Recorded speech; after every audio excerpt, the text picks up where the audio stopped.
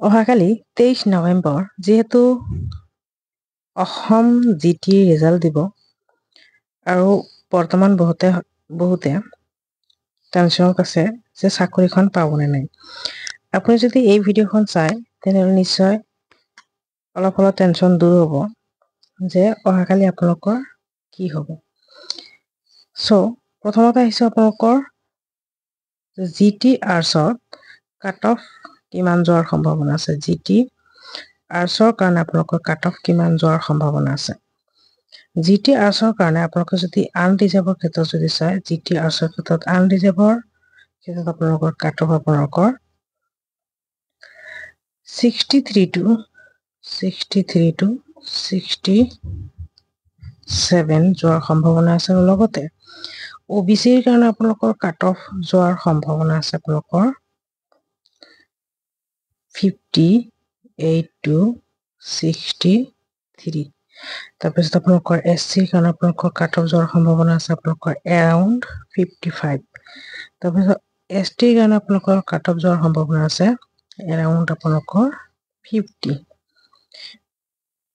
তাৰপিছত আপোনালোকৰ PWD কেণ্ডিডেটসকলৰ কাৰণে আপোনালোকৰ 40 to 45 আপোনালোকে কাট অফ যাব বুলি ধৰিব পাৰে।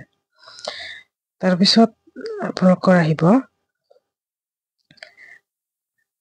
জিটি মেথমেটিক্সত আপোনালোকৰ কাট অফ কিমান যোৱাৰ সম্ভাৱনা আছে। যদি মেথৰ কথা ধৰে আপোনালোকে, তেতিয়া মেথত আপোনালোকৰ আনৰিজাৰ্ভৰ ক্ষেত্ৰত আপোনালোকৰ কাট অফ যোৱাৰ সম্ভাৱনা আছে এৰাউণ্ড আপোনালোকৰ 62। এৰাউণ্ড আপোনালোকৰ 62। হয়তো 2-1 অলপ কম বেছি হ'ব পাৰে, হয়তো 60 হ'ব পাৰে বা 65 হ'ব পাৰে, অৰ্থাৎ আপোনালোকৰ এৰাউণ্ড 62 আপোনালোকৰ মেথৰ কাৰণে আপোনালোকৰ আনৰিজাৰ্ভৰ কাট অফ যোৱাৰ সম্ভাৱনা আছে। আৰু OBCৰ কাৰণে আপোনালোকৰ কাট অফ যোৱাৰ সম্ভাৱনা আছে আপোনালোকৰ এৰাউণ্ড 55। ইয়াতে 2 বা 3 এটা মাইনাছ প্লাছ কৰিব পাৰে। তাৰপিছত STৰ কাৰণে আপোনালোকৰ কাট অফ যোৱাৰ সম্ভাৱনা আছে প্ৰায় 40, এৰাউণ্ড 40। আৰু তাৰপিছত আপোনালোকৰ PWD কেণ্ডিডেটসকলৰ কাৰণে কাট অফ যোৱাৰ সম্ভাৱনা আছে 30 to 40। তাৰপিছত আপোনালোকৰ জিটি ছায়েন্সৰ যদি ধৰে, জিটি ছায়েন্সৰ কাট অফ যোৱাৰ কিমান সম্ভাৱনা আছে আপোনালোকে আনৰিজাৰ্ভৰ কাৰণে জিটি ছায়েন্সৰ কাৰণে ধৰিব পাৰে আপোনালোকে এৰাউণ্ড 65, অৰ্থাৎ 63 পৰা আপোনালোকে 67 ধৰিব পাৰে। তাৰপিছত OBCৰ কাৰণে আপোনালোকে এৰাউণ্ড 60 ধৰিব পাৰে, প্লাছ মাইনাছ 2 বা 3 এটা কৰিব পাৰে। SCৰ কাৰণে আপোনালোকৰ এৰাউণ্ড 55, প্লাছ মাইনাছ 2 বা 3 এটা কৰিব পাৰে। আৰু STৰ কাৰণে এৰাউণ্ড 50, প্লাছ 2-3 এটা কৰিব পাৰে। আৰু PWDৰ কাৰণে 40 to 50। যদি আপোনালোকে এইখিনি নম্বৰৰ ভিতৰত যদি আপোনালোকে স্ক'ৰ কৰিছে তেনেহ'লে আপোনালোকে নিশ্চিত থাকক অহাকালি আপোনালোকৰ এডমিট কাৰ্ডখিনি ওলাই আহিব। যিসকল কেণ্ডিডেটে চিলেক্ট হ'ব সেই কেণ্ডিডেটসকলৰ এডমিট আহিব।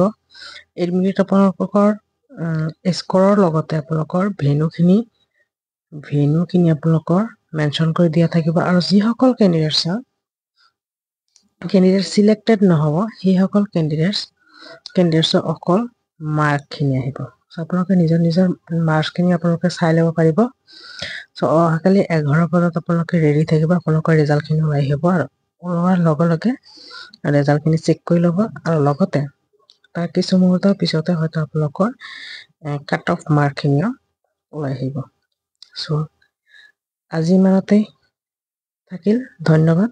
অহাকালি আপোনালোকৰ লগত কাট অফৰ বিষয়ে শ্বেয়াৰ কৰিম, অৰ্থাৎ আপোনালোকে কিমানখিনি কাট অফ গ'ল, ইয়াৰ লগত মিলিল নে নিমিলিল সেই বিষয়ে আলোচনা কৰিম। ধন্যবাদ।